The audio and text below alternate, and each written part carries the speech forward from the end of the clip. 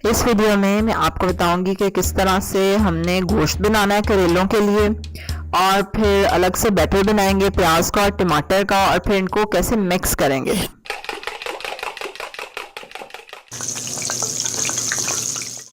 अस्सलाम वालेकुम, welcome to love to cook. You can do it, the best place for easy cooking. 1 kilo beef है हड्डी वाला, एक दरमियाना प्याज,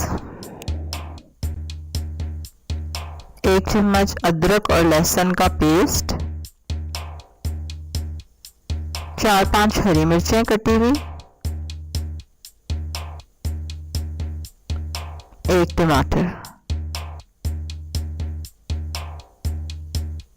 जो लोग पहली बार मेरी वीडियो देख रहे हैं तो उनको मैं बता दूं, मेरा चैनल है इजी कुकिंग के बारे में। इसके अलावा मैं ओनली इंग्रेडिएंट्स की वीडियोस भी पोस्ट कर रही हूँ डेली, उनको भी जरूर चेक करें जाके, और सब्सक्राइब करें मेरे चैनल को और बेल आइकन को भी क्लिक करें। अब इसमें नमक, लाल मिर्च और हल्दी डालेंगे। 1 चम्मच नमक, 2 चम्मच लाल मिर्चें और 1 चम्मच हल्दी।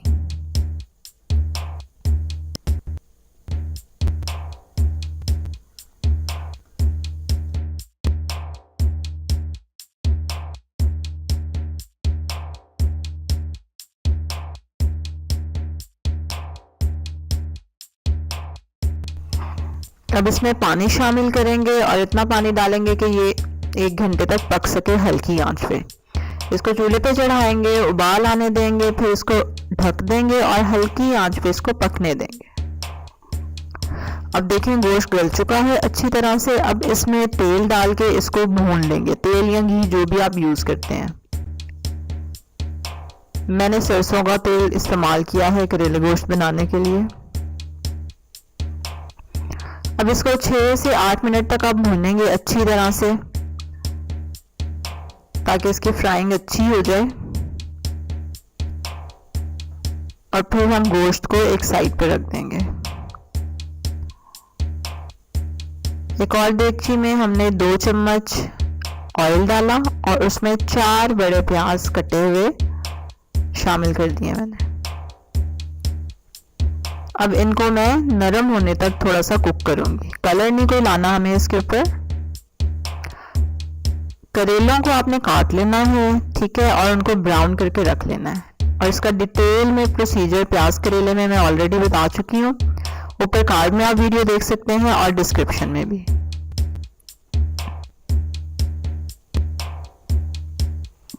ये देखें प्याज ट्रांसलूसेंट सा हो गया। अब हम इसमें टमाटर डाल देंगे, 4 बड़े टमाटर कटे हुए।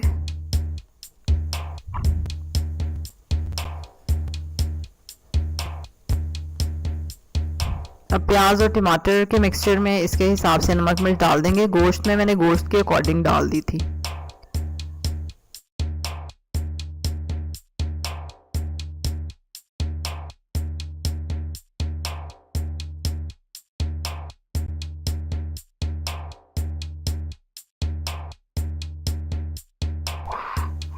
मिक्स करेंगे और अब हम इसमें करेले शामिल कर देंगे जो हमने ऑलरेडी फ्राई करके रखे हुए हैं।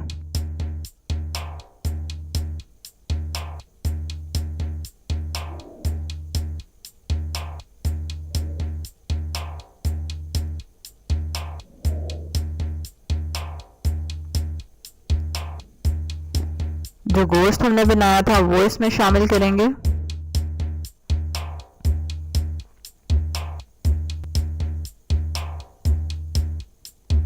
अगर आपको ये थोड़ा ड्राई लगे तो इसमें आप घी और शामिल कर सकते हैं, लेकिन वो देसी घी हो तो ज़्यादा अच्छी बात है, वरना दूसरे वाले घी को इतना ज़्यादा उसमें ऐड करके क्या फ़ायदा।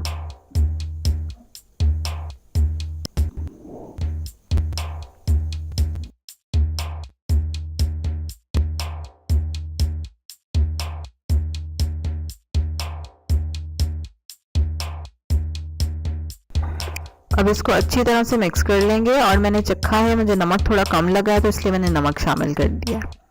आप भी पकाते हुए ज़रूर उसको डिफरेंट स्टेजेस पे टेस्ट किया करें, फिर पहले ही अंदाज़ा हो जाता है कि कौन सी चीज़ कम है कौन सी ज़्यादा है, फिर उसके अकॉर्डिंग हम इजीली एडजस्ट कर सकते हैं। अब इसको मिक्स करेंगे अच्छे से, ढक के रख देंगे हल्की आंच पे 5-6 मिनट के लिए।